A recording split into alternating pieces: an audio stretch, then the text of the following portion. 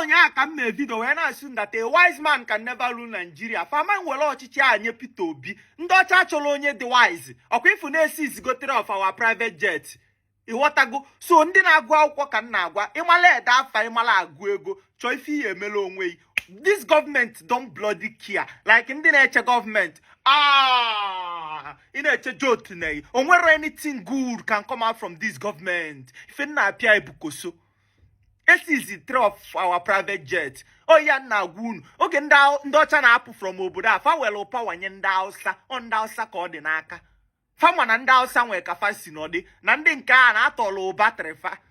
Enyeli onye Igbo maka onye Igbo ekwela adịrị falo ya. An Igbo man enwere ife oji ga-eme. An Igbo man can hustle and survive on his own.